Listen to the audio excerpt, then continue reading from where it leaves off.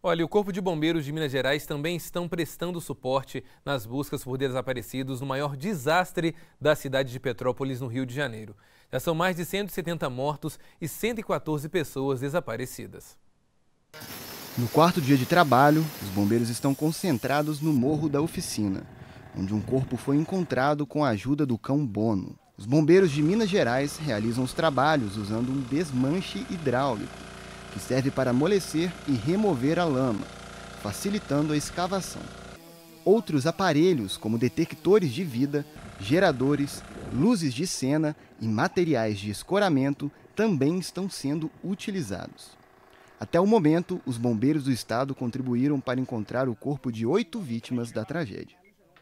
Desde o temporal que devastou a cidade no último dia 15, os estragos só aumentam e o número de desaparecidos continua subindo. Uma semana depois, as chuvas continuam e as sirenes alertando para o risco de novos deslizamentos de terra não param de tocar. Além da perda de vidas e bens materiais, os moradores da cidade ainda vão sofrer com o fechamento das lojas. Segundo uma estimativa feita pela Federação das Indústrias do Rio de Janeiro, 65% dos comerciantes informaram que foram atingidos diretamente pela tragédia e 85% não restabeleceram os serviços. Gente, esse é o estado que está a Rua Tereza. Olha que tristeza, gente. Olha que tristeza, meu Deus do céu. Olha o posto de gasolina. Pois é, e com tantos acontecimentos ruins, né? É só o tempo começar a fechar que a preocupação vem.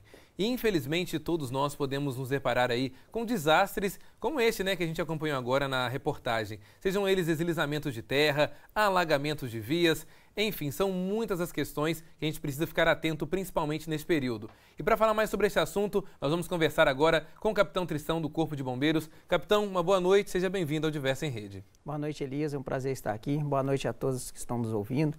Vamos conversar sobre esse assunto, né, que infelizmente é uma tragédia, acontece por diversas vezes, mas algumas dicas, algumas orientações aí podem às vezes ser a diferença entre salvar uma vida. Sem dúvidas, capitão. E olha, geralmente, né, muitas pessoas no dia a dia correm de um lado para o outro, são compromissos de trabalhos, outros vão para faculdades, enfim.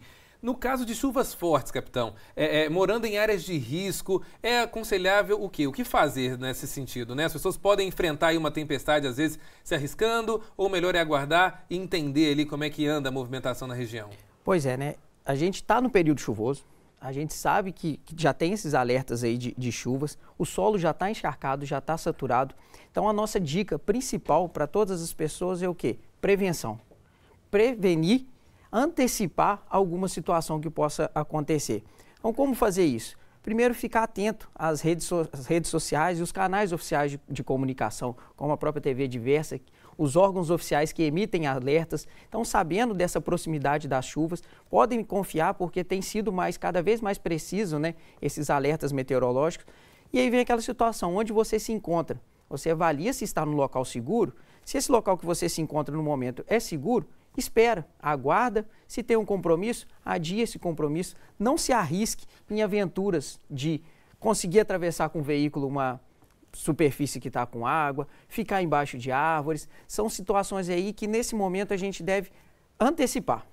Pois é, capitão, e aproveitando isso, né, a maior parte das pessoas quando vê uma situação de risco, elas saem durante o temporal aí para tentar ajudar, né, seja um desmoronamento, um deslizamento de terra, como proceder nesse sentido? Pois é, né? Então, como eu disse, a pessoa estando no local, ela não deve arriscar a deslocar para outro local. Espera a chuva passar.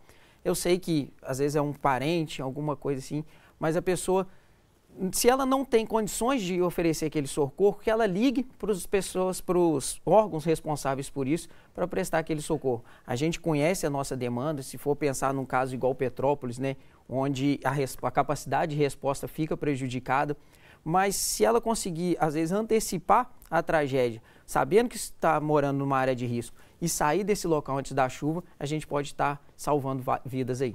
Pois é, capitão, a gente inclusive quer lembrar, né, de um caso que todos nós conhecemos, infelizmente, uma outra fatalidade que aconteceu em nosso país, que foi o caso da Boate Kiss.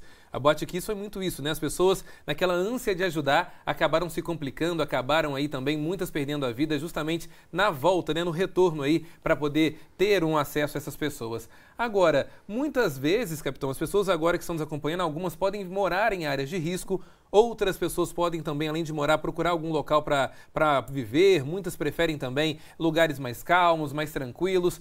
Quais são aí os principais dicas, né, que o Corpo de Bombeiros dá para essas pessoas para evitar, né, como isso que a gente viu agora em Petrópolis, um deslizamento de terra? As pessoas que já moram, infelizmente, né, moram numa área de risco, é o local que ela tem para morar. Ela fica atenta às dicas da Defesa Civil do Corpo de Bombeiros. Então, se você está desconfiando que o seu local não é seguro, acione esses órgãos que eles vão até o local, fazer uma vistoria e te dar orientações ali. Mas algumas coisas já podem ser observadas. Por exemplo, você tem um talude, que é um barranco atrás de sua residência, e você já percebe uma movimentação de terra, uma árvore começa a se inclinar, portas e janelas começam a emperrar, trincas e fechaduras aparecem nas paredes. Então, tudo isso são indícios de que algo está acontecendo com aquela residência. Então, nesse momento, o importante é a pessoa se preocupar com sua vida, não se arriscar e abandonar imediatamente aquele local. Importante deixar alguns objetos de uso pessoal, tais como documento, lanterna, coisas em fácil acesso, ou até uma mochila, uma bolsa com alguns materiais de uso pessoal imediato, remédios, medicamentos, para caso ela tenha que abandonar a edificação, isso seja algo que vai ajudar muito ela depois num abrigo ou numa casa de um parente. Agora, capitão, nós tivemos recentemente, né, aquela cena lamentável que aconteceu lá dos ônibus, no meio daquele turbilhão de água, né, que estava ali escorrendo ali naquela área de Petrópolis. E uma cena que nos impressionou é que muitas pessoas, infelizmente, acabaram perdendo a vida, né, por não conseguir sair do veículo. Há alguma recomendação nesse sentido? Quando que eu devo permanecer dentro de um veículo, caso eu seja surpreendido, né, com a força da água, e quando eu devo abandoná-lo e tentar, claro, um local mais seguro? Aquela situação é um ponto fora da curva, né, Elias? É algo impressionante, né, que é até difícil falar o que a pessoa fazia naquele momento, né? Qual seria a melhor ação, uma vez que nós, seres humanos, temos essa vontade de ajudar. Então, você não vai conseguir sair dali sabendo que um outro próximo seu está naquela situação. Mas, enfim, como a gente disse, a pessoa evitar um local alagado, muitas cidades já são sinalizadas de pontos de alagamento, então é o primeiro passo. Se ela foi surpreendida e não conseguiu evitar esse local, a água começou a subir, então o que ela deve fazer? Primeiro, abaixar os vidros do veículo, principalmente se o veículo for elétrico. Porque se tiver alguma pane na parte elétrica, pelo menos os vidros já estão abertos. Tirar o cinto de segurança, desligar o veículo e aguardar por socorro. Se a água começa a subir, ela pode sair do veículo e ficar aguardando no teto e tentar uma comunicação para que o socorro chegue o mais rápido possível. Se ainda a água não tiver subido tanto, ela pode tentar também, se tiver capacidade para isso, sair e procurar as margens de um local mais seguro. Pois é, inclusive essa é a minha próxima pergunta, né? Muitas das vezes as pessoas querem tentar enfrentar um alagamento a pé, mas há vários riscos nesse sentido, né? Primeiro, que alguns bichos peçonhentos podem estar ali no meio da água, o que, claro, traz bastante riscos também. A questão de buracos que podem surgir também, né? Com a questão da força da água. Nesse sentido, o que o senhor geralmente aconselha, capitão? O correto é realmente tentar buscar por ajuda ou, como o senhor mesmo disse, né? Conseguindo ver pelo menos um pouco da área, tentar enfrentar a situação? Pois é, essa travessia nunca é recomendada, nem de veículo, nem a pé. Mas às vezes a pessoa é surpreendida, né? A gente sabe, não que ela quis aquilo dali, mas ela se encontra naquela situação. Primeiro, a questão de buracos, né? E animais que podem ter ali também, isso é muito perigoso, porque a gente não consegue ter essa visualização. Se ela tiver com um grupo de pessoas, talvez elas ficarem aglutinadas, né, juntas, e tentar fazer a travessia de forma mais devagar é possível. Se tiverem pessoas perto, essas pessoas a gente recomenda que elas não tentem alcançá-las, né? Que elas arremessem objetos, lancem uma corda, alguma coisa, para ajudar nesse resgate. Mas lembrando, isso são situações extremas. O importante é sempre ligar para o 193, o serviço de socorro, para que esse salvamento seja feito de forma técnica e profissional. Excelente, capitão. Olha, são muitas questões realmente úteis, né? Para você que me acompanha, para você que me assiste, todos nós estamos ainda abalados com todas as situações que a chuva tem causado, não somente no Rio de Janeiro, mas aqui em Minas também, na Bahia, nós tivemos também vários exemplos disso. Mas para falar um pouquinho sobre esse assunto, eu quero também convidar, antes de voltar a falar com o capitão, o jornalista Ricardo Ribeiro, para a gente conversar um pouco sobre isso tudo. Afinal de contas, é um assunto de interesse de todos. E essa imagem que nós vimos há pouco da situação lá aqui em Juiz de Fora chamou bastante atenção, Ricardo. Parece que choveu muito forte na Zona da Mata no fim de semana e acabou que essa mulher, né, quase não, por um triz ali ela foi salva, mas quase ela foi uma vítima fatal aí de toda essa água que caiu na região. Conta pra gente um pouquinho sobre esse assunto, como é que tá a situação hoje aí na região, Ricardo?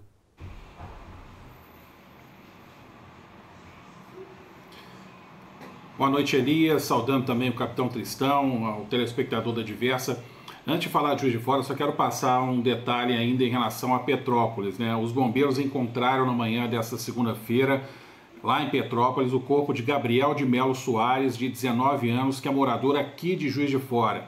Gabriel tinha ido lá a Petrópolis visitar a avó, que foi resgatada após o deslizamento da última terça-feira e levada para um abrigo.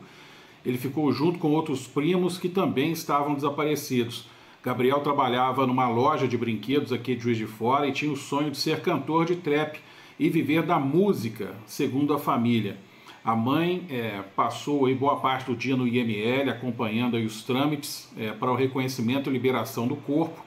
E essa tragédia em Petrópolis aí tem contabilizado 178 mortos, pelo menos até esse momento, só para atualizar as informações e, lamentavelmente, trazer essa notícia aí da morte de um juiz forano nessa tragédia da última terça-feira. Em relação a Juiz de Fora, a região leste aqui foi a que mais sofreu com as chuvas do final de semana, Linhares, Bom Jardim, e a prefeitura teve que atuar em muitas frentes no sábado e no domingo para tentar minimizar todos os problemas, né, que foram registrados aí pela população, os chamados, as ocorrências. Foram 16, pouco mais de 16 deslizamentos, 25 ocorrências que foram relatadas aí pela prefeitura, um volume muito grande de água né, no sábado aí na cidade.